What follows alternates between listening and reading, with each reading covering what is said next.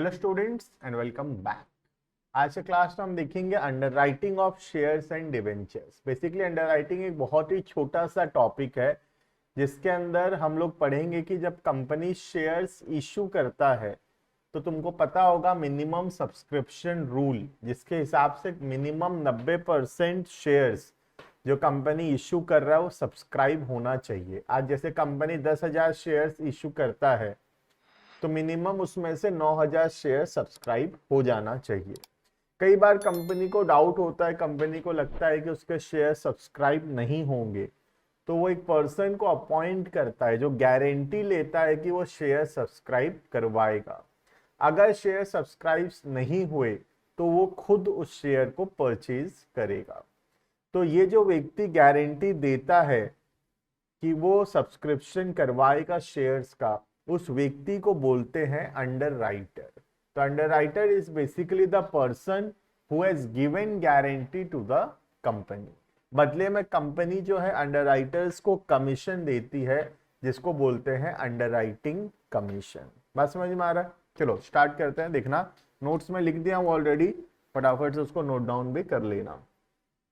As per law, whenever a company issue any shares, then such issue should have a minimum subscription of 90%। तो minimum उसमें 90% subscription होना चाहिए। If such subscription is not attained, then such issue needs to be cancelled and money will be refunded। अगर 90% subscribe नहीं होता है तो पैसा वापस करना पड़ेगा, ठीक है, और इशू कैंसिल हो जाएगा। तो कंपनी को डर है कि 90% सब्सक्राइब नहीं होगा, इसी वजह से कंपनी अपॉइंट करता है अंडरराइटर्स जो गारंटी लेते हैं और बदले में कंपनी उनको कुछ कमीशंस पे करेगा। Underwriters are those persons which guarantee subscription of shares. Clear है? Next note. ये नोट को समझने के लिए पहले थोड़ा सा हम यहाँ समझते हैं, फिर नोट को जो लिखा हुआ है समझेंगे उसको। ठीक है, यहाँ ध्यान से देखना। सपोज ये एक कंपनी है, कंपनी टोटल 10,000 शेयर्स जो है इशू करना चाहता है। तो अब 3 तो अंडरराइटर को कंपनी अपॉइंट करता है, A, B and C. A guarantee लेता है 5,000 का, बी गारंटी लेता है 3,000 का और सी गारंटी लेता है 2,000 का। तो ये जो गारंटी ये लोग लिए हैं कि इतना शेयर सेल करवा देंगे, इसको बोला जाता है अंडरराइटर का ग्रॉस लायबिलिटी। तो ग्रॉस लायबिलिटी मतलब मैक्सिमम मतलब मिनिमम कितना शेयर्स का वो लोग गारंटी लिए हैं। ठीक है, अब ऐसा हो सकता है कि इसमें से कुछ शेयर तो पहले से ही अंडरराइटर बोले कि मैं खरीद लूंगा। जैसे ए टोटल 5,000 शेयर गारंटी लिया है कि वो सेल करवाएगा। अब ऐसा हो सकता है ये बोले कि 1,000 शेयर तो मैं खुद खरीदूंगा इसमें से और बाकी 4,000 मैं पब्लिक में सब्सक्राइब करवा दूंगा। ऐसे ही बी बोला कि मैं 500 शेयर खुद रखूंगा, इसमें से खुद खरीद लूंगा और बाकी जो है पब्लिक से सब्सक्राइब करवाऊंगा। और सी भी बोला कि मैं 500 शेयर खुद रख लूंगा, खुद खरीद लूंगा मेरे लिए और बाकी 1,500 शेयर मैं पब्लिक से सब्सक्राइब करवाऊंगा। ठीक है, तो ये जो 1,000, 500 और 500 शेयर है, इसको बोलते हैं फर्म अंडरराइटिंग। तो फर्म अंडरराइटिंग का मतलब होता है अंडरराइटर खुद कितना शेयर रखेगा फ्रॉम हिज ग्रॉस लायबिलिटी। ठीक है, that is called as firms underwriting. Clear है? तो जैसे ए है, ए 5,000 शेयर का ग्रॉस लायबिलिटी लिया है, उसमें से 1,000 तो एक खुद ही रख लेगा और बाकी 4,000 शेयर सेल करवाएगा।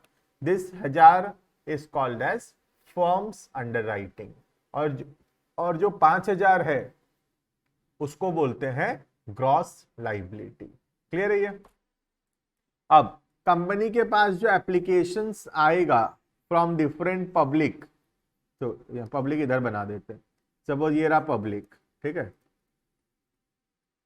अब पब्लिक बहुत सारा एप्लीकेशन देगा कंपनी को शेयर्स खरीदा बोल के। हर एप्लीकेशन में जो है कौन से अंडरराइटर के थ्रू खरीदा उसका कॉलम रहता है। तो कोई ए के थ्रू खरीदा होगा, कोई बी के थ्रू खरीदा होगा और कोई सी के थ्रू खरीदा होगा। तो ये जो पब्लिक है जिसके थ्रू खरीदा है, अगर उसका नाम लिखा हुआ है एप्लीकेशन के अंदर, दैट इज ए के थ्रू खरीदा, बी के थ्रू खरीदा या सी के थ्रू खरीदा है, उसको बोलते हैं मार्क्ड एप्लीकेशन।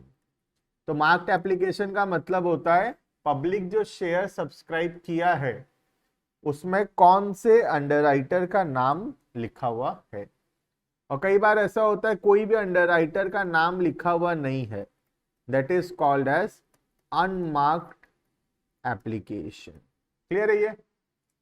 तो टोटल 4 वर्ड्स पढ़ाया मैं तुमको, ध्यान से समझना क्योंकि आगे चल के प्रैक्टिकल क्वेश्चंस में बहुत काम में आएगा। पहला हो गया ग्रॉस लाइबिलिटी, वो है मिनिमम कितना शेयर जो है अंडरराइटर सब्सक्राइब करवाएगा, ठीक है, और नहीं सब्सक्राइब करवाया तो खुद खरीदेगा फिर, ठीक है। फर्म्स अंडरराइटिंग का मतलब होता है ग्रॉस लाइबिलिटी में से कितना शेयर अंडरराइटर अपने लिए रखा है, खुद के लिए है, वो किसी पब्लिक को बेचेगा नहीं, खुद ही खरीदेगा वो शेयर, उसको बोलते हैं फर्म्स अंडरराइटिंग। क्लियर है ये? उसके बाद पब्लिक जो एप्लीकेशन देगा कंपनी को शेयर्स खरीदने के लिए, उसमें अंडरराइटर का नाम अगर लिखा हुआ है तो उस एप्लीकेशन को बोलते हैं मार्क्ड एप्लीकेशन। और अगर किसी अंडरराइटर का नाम नहीं लिखा हुआ है तो that is called as unmarked applications. Clear है ये? देखना, अब नोट्स देखते हैं। In this chapter the objective is to calculate net liability. Net liability का मतलब होता है कि अंडरराइटर कितना शेयर सब्सक्राइब नहीं करवा पाया, वो शेयर्स जो वो सब्सक्राइब नहीं करवा पाया वो शेयर वो खुद खरीदेगा। Net liability means number of share which is need to be purchase because of under subscription. Under subscription के वजह से कितना शेयर जो है अंडरराइटर सब्सक्राइब नहीं करवा पाया और वो शेयर वो खुद खरीदेगा, that is called as net liability. अगर ओवर सब्सक्रिप्शन है तो नेट लाइबिलिटी होगा ही नहीं, क्योंकि जितना शेयर पब्लिक को हम इश्यू किए उससे ज्यादा का एप्लीकेशन आ चुका है, तो यहाँ पे कुछ शेयर बचेगा ही नहीं अंडरराइटर को देने के लिए। तो अगर ओवर सब्सक्रिप्शन है तो नेट लाइबिलिटी हमेशा 0 होगा, लेकिन अगर अंडर सब्सक्रिप्शन है तो बाकी बचा हुआ शेयर जो है कोई ना कोई अंडरराइटर्स जरूर खरीदेगा। Next point number 3, forms underwriting. ये मैं बता दिया, फॉर्म्स अंडरराइटिंग का मतलब है ग्रॉस लाइबिलिटी में से कितना शेयर अंडरराइटर खुद खरीदेगा। पहले से अंडरराइटर बोला है कि इतना तो मेरे लिए रख देना, इतना शेयर तो मैं खुद ही ले लूंगा, that is called as firms underwriting. Firms underwriting means number of shares that underwriter will himself purchase surely.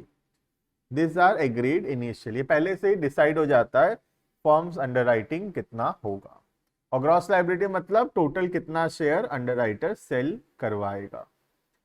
Gross liability means total number of shares to be sold by the underwriter. Clear है ये?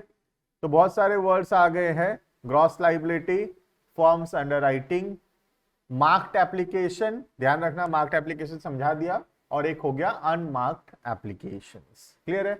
Marked application का मतलब था वो application public के द्वारा जिसमें किसी अंडरराइटर का नाम लिखा हुआ है, और अनमार्क्ड मतलब किसी का नाम नहीं लिखा हुआ है। क्लियर है? तो this is all about basic words related to underwriting.